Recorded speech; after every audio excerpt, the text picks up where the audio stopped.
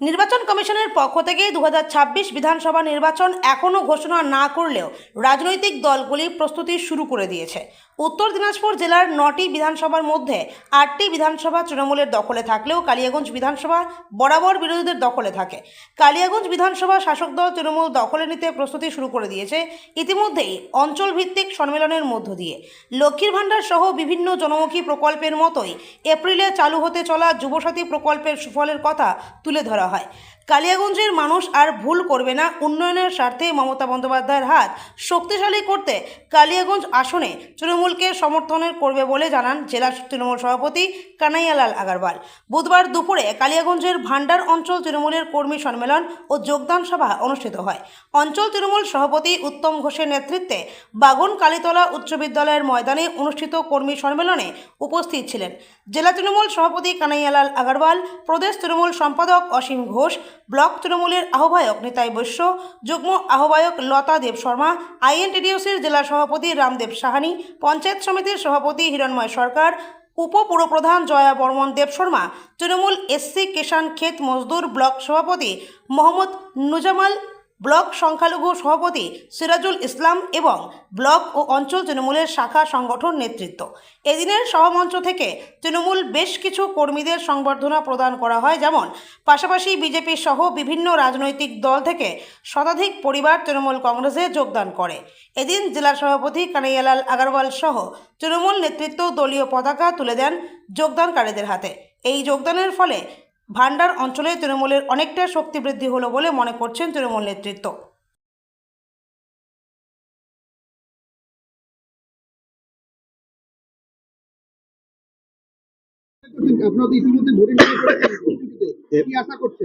এবার আমরা কালিয়াগঞ্জ বিধানসভাটা আমরা নিব। আমরা অঞ্চল সম্মেলন করছি, বুথেও আমরা বুথগুলো অনেক শক্তিশালী আমাদের আছে। আজকেও দেখলেন এই ভান্ডার অঞ্চলেও অনেক মহিলাদের সমাগম। মহিলা সংগঠনটাকে আমরা বলেছি শক্তিশালী আমরা করব। যুব সংগঠন আছে আমাদের এখানে, ছাত্র সংগঠন আছে আমাদের, মাদারের সংগঠন আছে, বিভিন্ন ফ্রন্ট অর্গানাইজেশনের সংগঠন আছে। সবাইকে সঙ্গে নিয়ে আমরা আগামী দিনে 2026 বিধানসভা নির্বাচনে কালিয়াগঞ্জ থেকে তৃণমূল কংগ্রেসের প্রার্থীকে আমরা জিতাবো। কি কি বিষয় নিয়ে মেন মূলত নামতেছেন এবার বিধানসভা নির্বাচনে?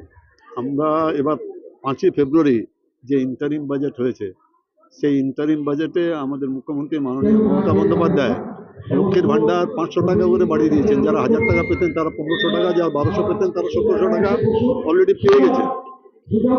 সবচেয়ে বড় যেটা সুবিধা হয়েছে যুবসাথী প্রকল্প। আপনারা দেখবেন যুবসাথী প্রকল্পে প্রত্যেকটি ব্লকে একটা করে ক্যাম্প হচ্ছে, সেখানে যুবদের সমাগমটা অনেক বেশি, মানে মেলার মতো। যুবসাথী মানে যুব মেলার মতো।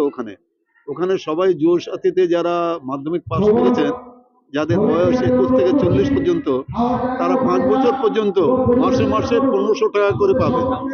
এই কর্মসূচিতে যুবরা সবাই আমাদের সাথে থাকবে, যুব সাথে থাকবে, মহিলা থাকবে, মদতটা আমরা আছি। এগুলোর উপরে ভিত্তি করে পাশাপাশি লক্ষ্মীর ভাণ্ডারও রেজিস্ট্রেশন হচ্ছে।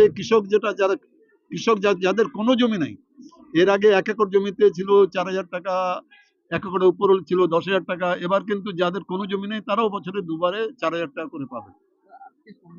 মহিলার সংখ্যা অপূরন্ত। কি মনে করছে লক্ষ্মীর ভান্ডার বৃদ্ধির ফলে কি মানুষরা এখন মহিলারা মহিলারা আমরা লক্ষ্মীর ভাণ্ডার পাওয়ার পরপরই 2021-এর পরপরই আমরা প্রত্যেকটা মিটিংয়ে মহিলাদের সমাগমটা অনেক বেশি আমরা লক্ষ্য করেছি। আর এবার তো লক্ষ্মীর ভাণ্ডারের টাকা 1 ফেব্রুয়ারিতে, যেটা 5ই ফেব্রুয়ারি যে বাজেট হলো, সেখানে তো আবার 500 টাকা করে আমাদের মুখ্যমন্ত্রী মাননীয় মমতা বন্দ্যোপাধ্যায় বাড়িয়েই দিয়েছেন। আমি তো বললামও আজকে যে একসময় মহিলারা মহিলা স্বামীকে বলতো যে আমি শাড়ি আনবো, আমাকে 1000 টাকা দাও, 500 টাকা দাও। স্বামী বলতো যে তোমাকে তো গত মাসে দিয়েছিলাম। এখন স্বামী বলছে নিজের বউকে যে তোমার কাছে যদি 1000-2000 টাকা থাকে তাহলে তুমি দাও। এটা যে একটা পরিবর্তন এসেছে, এটা একমাত্র আমাদের মুখ্যমন্ত্রী মাননীয় মমতা বন্দ্যোপাধ্যায় এই পরিবর্তনটা এনে দিয়েছেন।